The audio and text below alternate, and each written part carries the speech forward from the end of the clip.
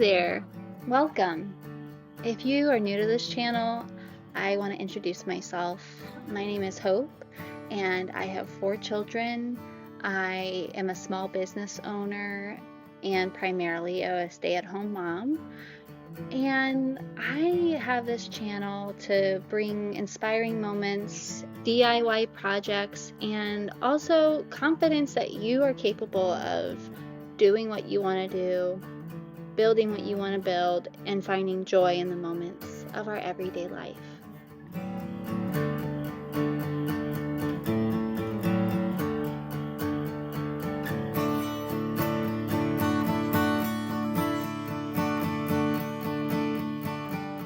Here in Missouri, we have had all types of weather in the last couple weeks, and that is what it is like in Missouri. We have a saying here, if you don't like the weather today, wait for tomorrow. We have had 80-degree days, we have had 19-degree days, we have had snow and sleet and sunshine all in the last week to balance having a very cold, icky day outside after having an 80-degree day. I have decided to make beautiful bouquets to put all over my house.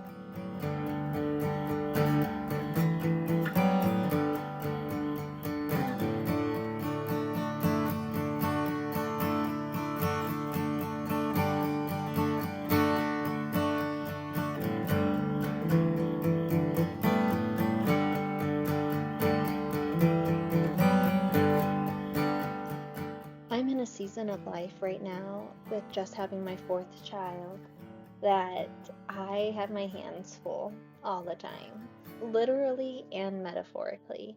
I'm holding a child, I'm wiping a bottom, I'm wiping a face, I'm preparing food, I'm doing the laundry, I am tidying.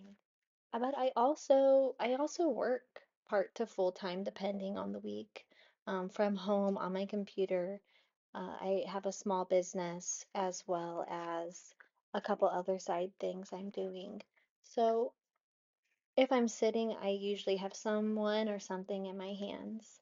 So these little acts of whimsy, these acts of whimsy and creativity, arranging this table with this sweet candle my son made at Waldorf school, these are things that are really feeding me right now.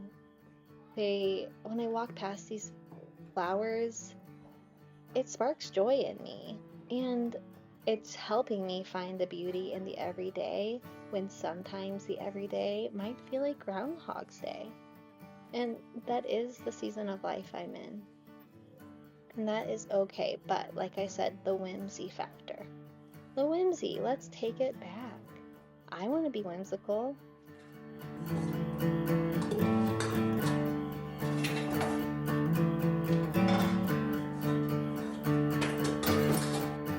I'm preparing to make marshmallows from scratch, and I want to show you how. So I'm going to take a small pot and put 1 cup of filtered water. It can just be room temperature. You don't want it to be hot, but just let it be room temperature. And I take my gelatin and do about 3.5 tablespoons of gelatin on top. Now it's going to do something called blooming. It's going to bloom, and that is when the gelatin's absorbing into the water before you turn the heat on. So I'm going to let it sit and come to a bloom. This is the brand I use. It's Perfect Supplements, and they have a lot of sales, and they're just really good business. So I like to support them.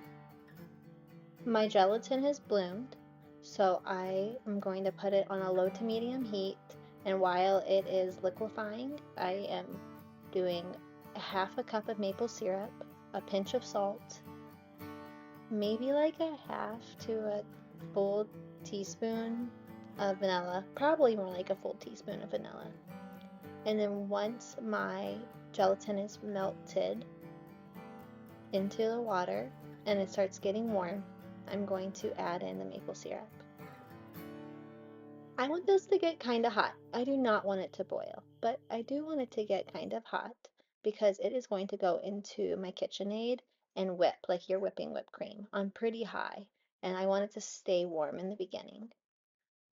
The reason I want it to stay warm is that when gelatin comes back down to room temperature or gets cold, it gets really firm and then it gets gritty and the consistency is weird. So I'm gonna pour it in here, quickly put on the shield and turn it on, maybe not high, but almost high. I think I put it on a 6. And I'm gonna let that go for 15 minutes.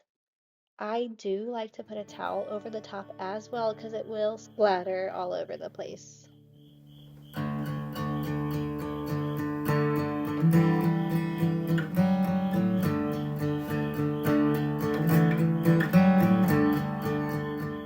You might be wondering why I just crumpled that up, and it is actually just to make it conform to the container I want it to be in. If you take a flat sheet, it kind of pops back up, but if you crumple it, it just kind of molds where you want it. All right, it's done whipping this marshmallow, and I am quickly going to use my spatula to transfer it to this casserole dish. And I say quickly because it wants to kind of start solidifying quicker than you might think.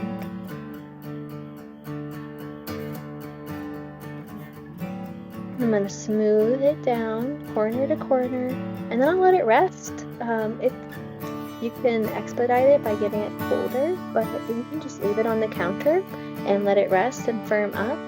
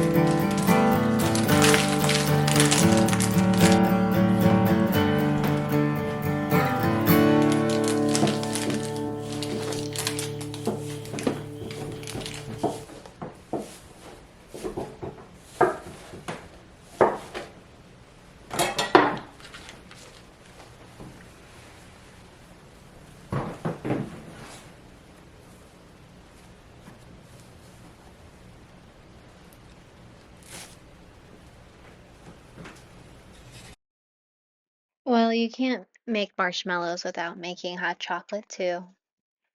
I'm going to make myself a little hot chocolate while everybody's napping and my big kids are at school. And then I think I'm going to go ahead and work on a little spinning project that I've been working on and off on for the longest time, if I'm quite honest. I read this Substack quote the other day by Grace Scully that said that mothers who continued making through early childhood or through their children's early childhood had a different relationship to incompleteness. So, like, the art that they were making was something they could put down and pick back up and be fragmented. Um, and ever since that was shared with me, it's made me feel really proud about something that I don't know, I've always kind of felt funny about always having endless projects kind of sitting and waiting, different knitting projects, a felting project, spinning, um, sewing clothes for my kiddos. I've It made me feel like, oh, I'm actually doing it right, and this is probably how mothers were making since the beginning of time. But ultimately feeling proud that I continue to come back to these projects and I don't let the discouragement of the not finishing right away prevent me from continuing to create. Is there something that you can do this week to put a little bit more time into a project that you've been putting off? or that you put down a long time ago, but felt like it's been too long to pick it back up.